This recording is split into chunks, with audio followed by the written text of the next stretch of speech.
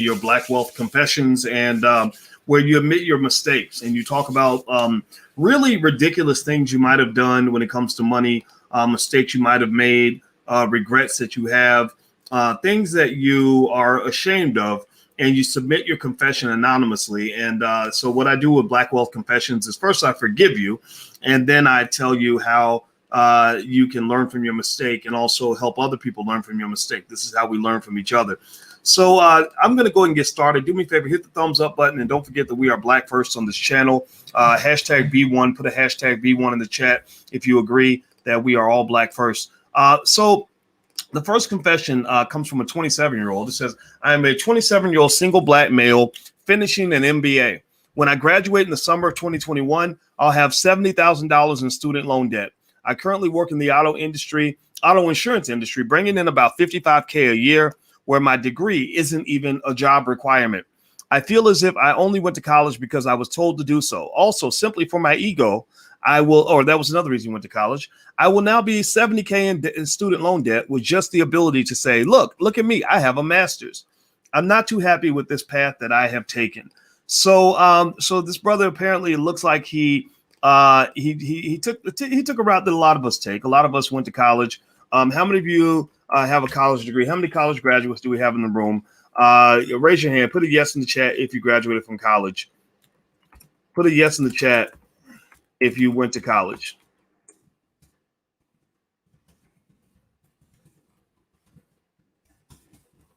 Okay.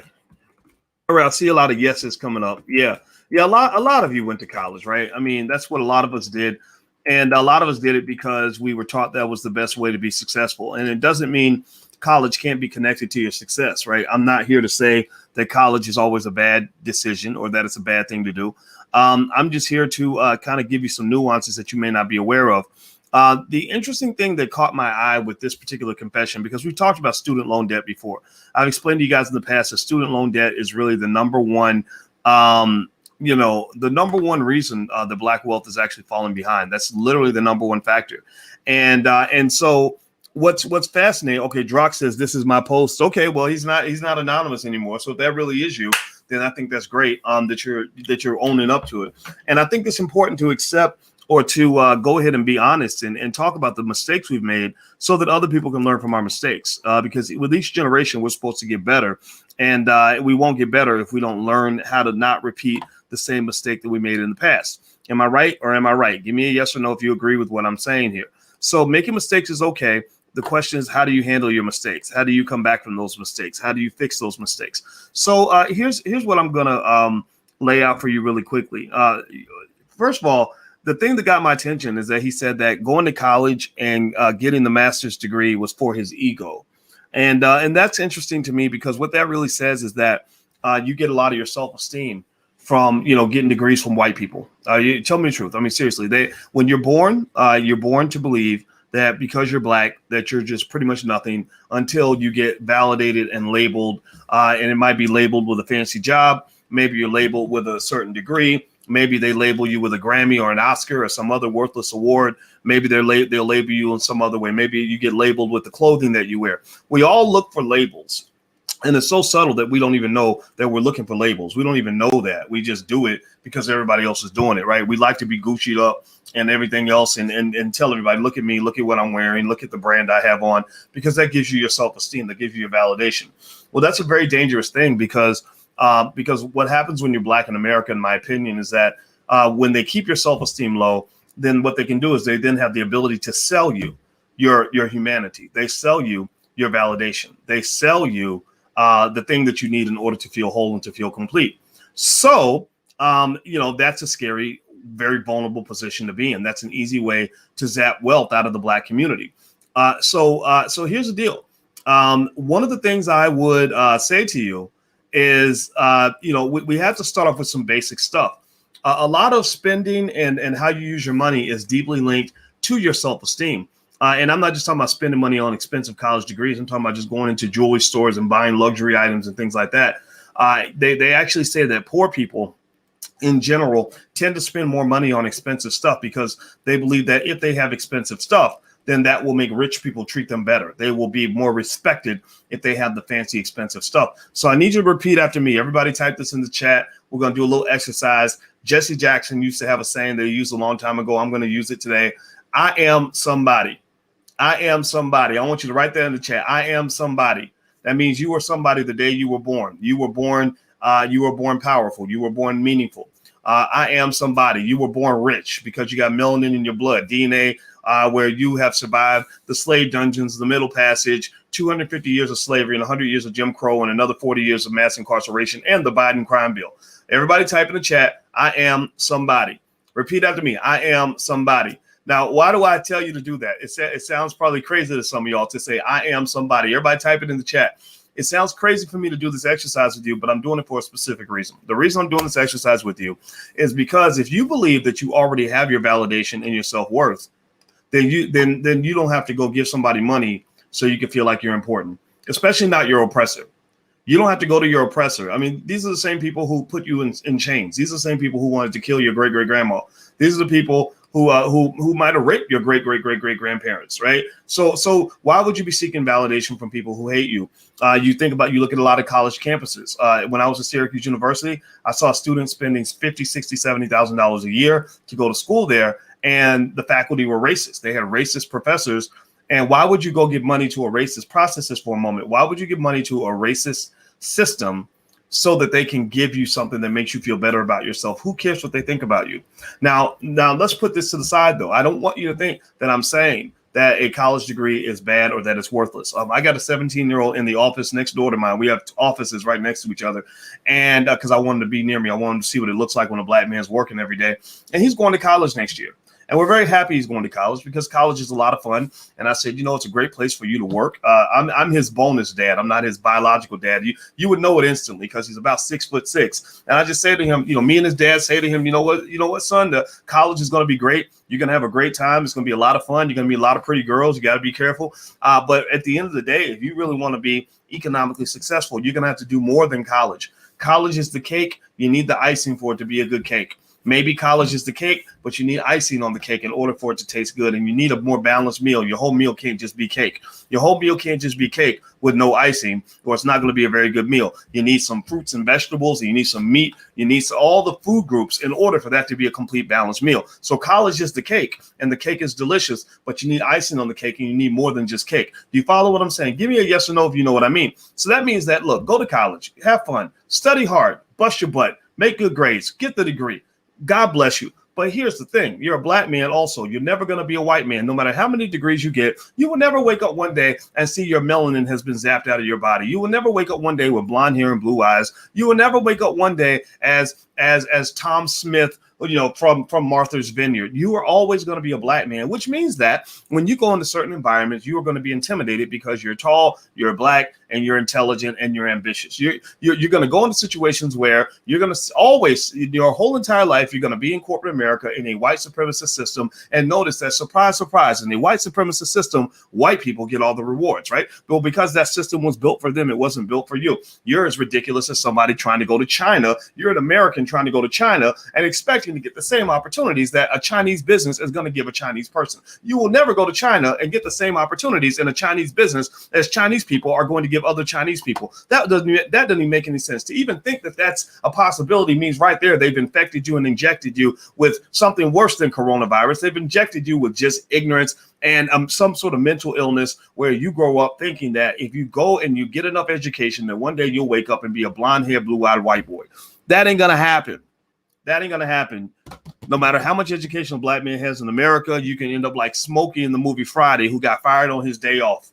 Right? I know brothers with master's degrees who got fired on their day off, who never got the promotion, never got the job they wanted, never got the pay that they wanted, and were very, very frustrated. I'm talking about guys that good men who never broke the law, never used drugs, never beat up on a woman, never did any of the trifling stuff on TV, did everything right, followed the rules, paid attention, were well behaved, and still didn't get the opportunity that they would have gotten if they had been white or maybe if they had been gay. Like, let's just keep it 100. The only person in corporate America that makes the same amount of money as a white male is a gay black male. I don't know if y'all know that or not. So what I say is, for this person, and I got the sense that the person who submitted this Black Wealth confession was a man. I don't know why. I think that maybe that's the sexist in me. I apologize if that's the case.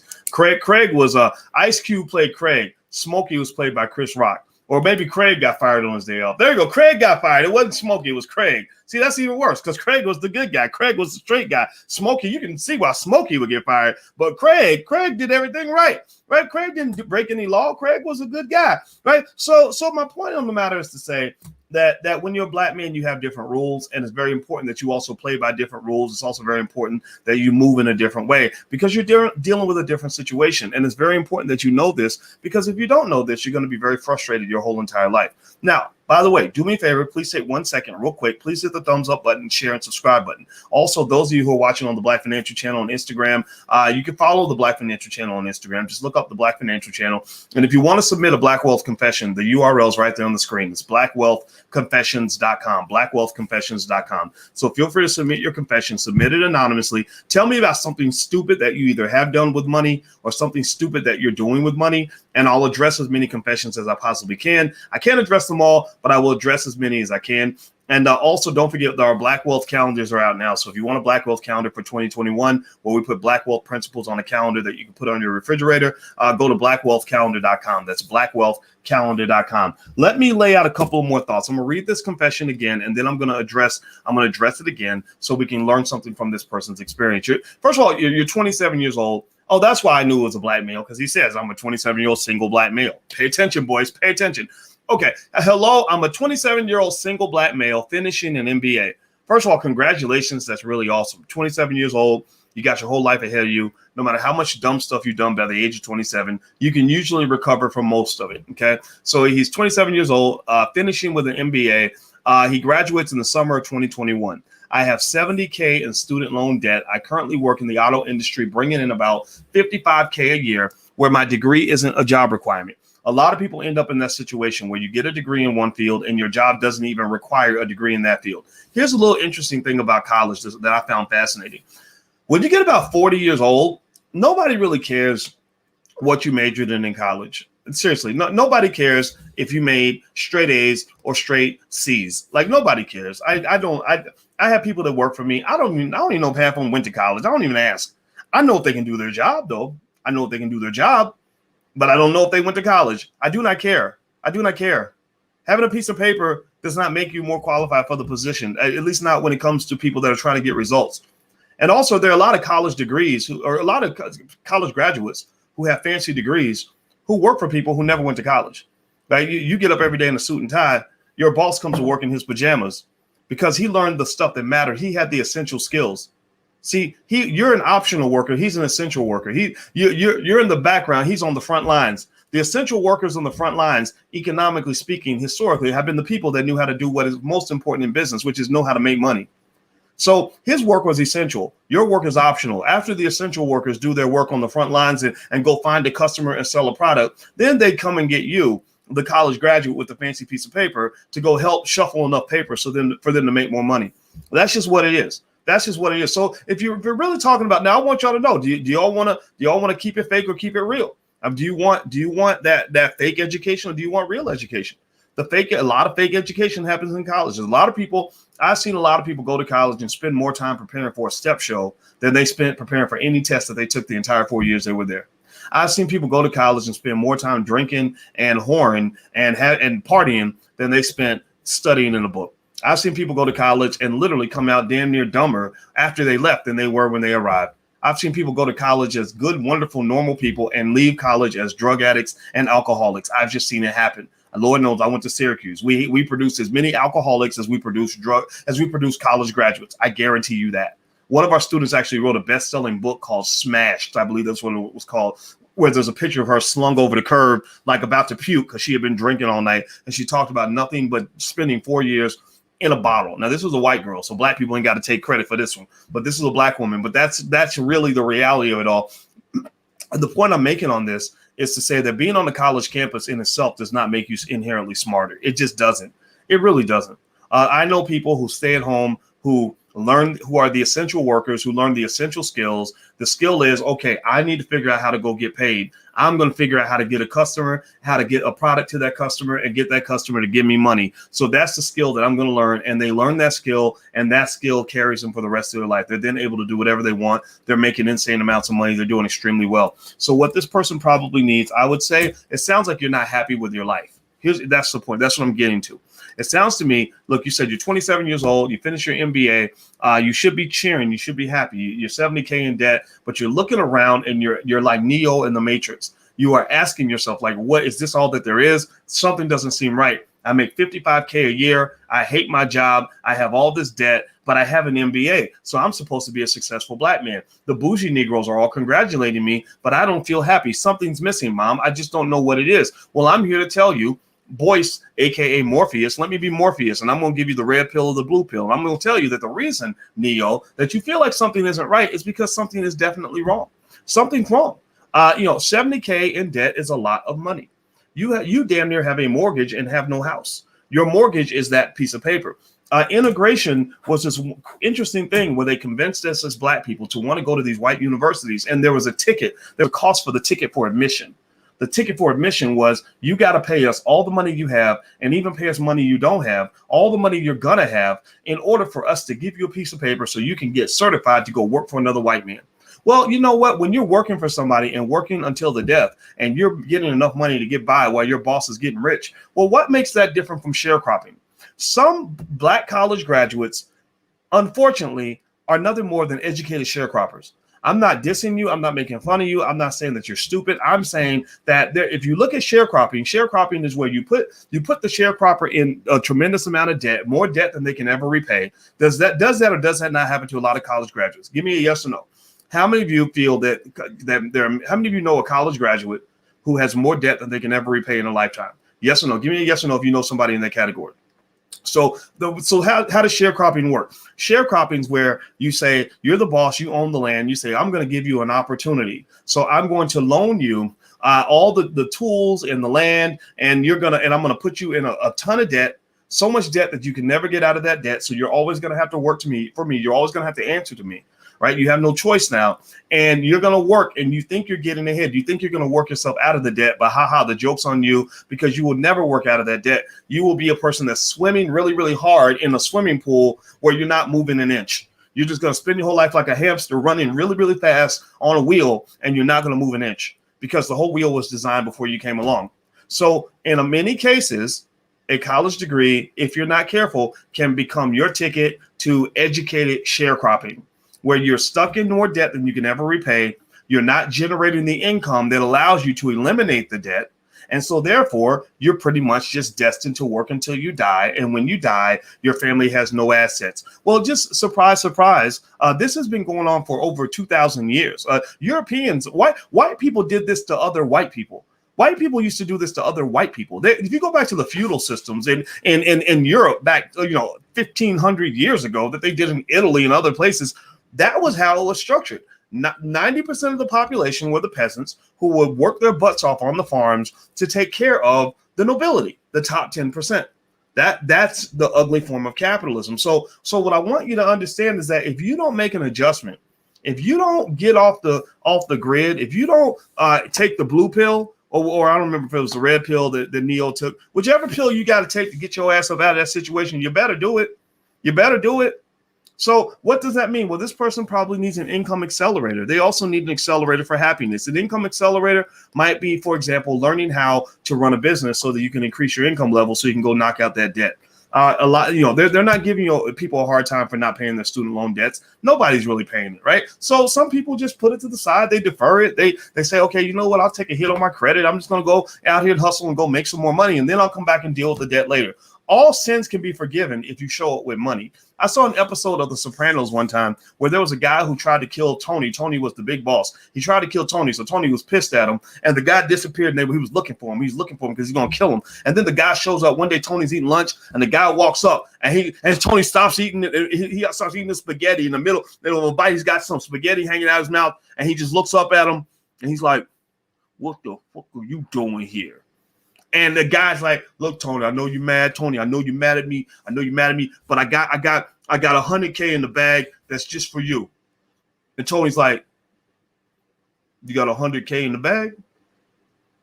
Okay, sit down. So all sins are forgiven because he paid his way out of that situation, right? So what's the point? The point is that with the student loan people, if you're not paying that student loan debt and you leaving it to the side, they kind of get it. I'm not telling you to do it. I'm just telling you I've seen people do this before. They kind of get it. Some of y'all may have already defaulted on your student loans. It's okay because actually half of all Black college graduates default on their student loans, right? And it does hit your credit. There's no question about it.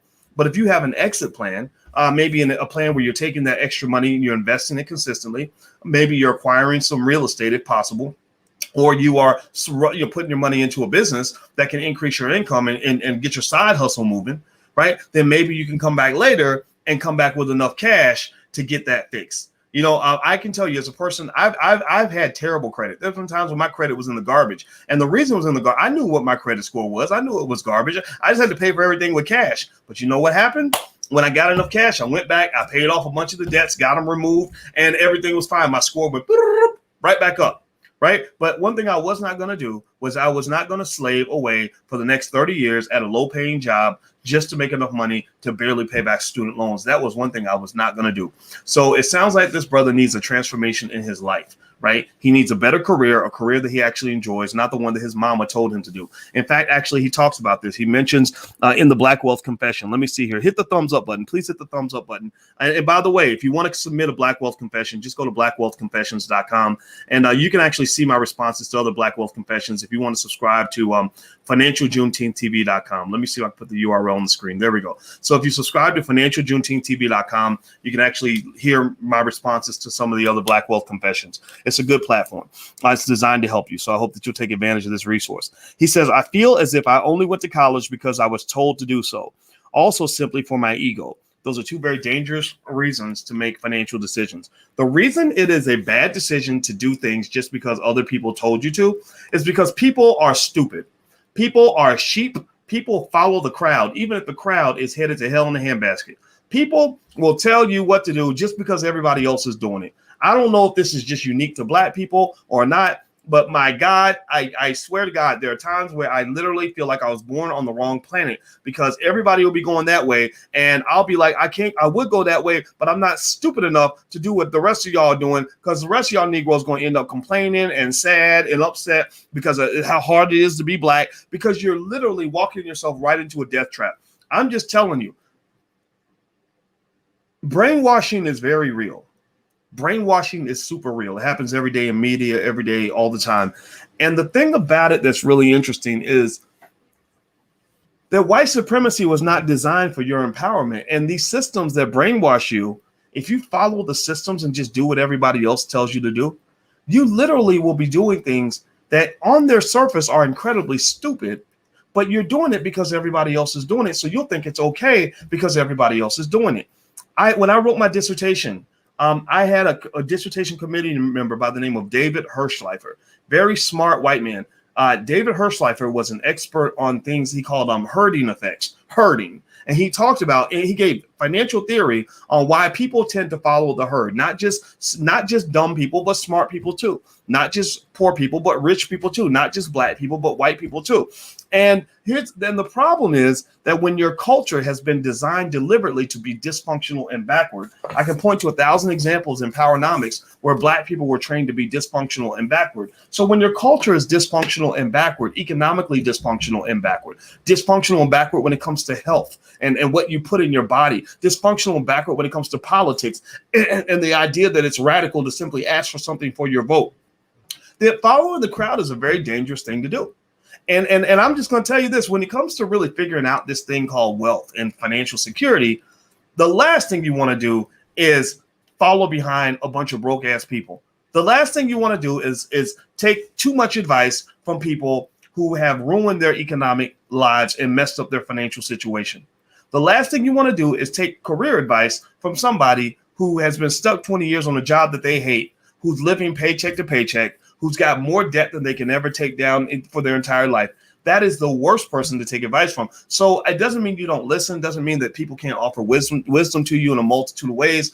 But there are lots of things, if you pay attention, there are lots of things that Black people tell each other to do that just don't really make no sense. Like, and I can actually point, I hesitantly point to the election as an example, where people are like, well, you have to vote. Why?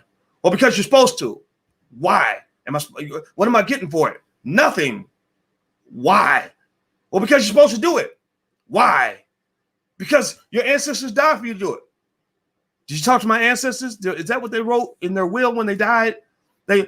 Why? Well, because because if you don't vote, you don't count.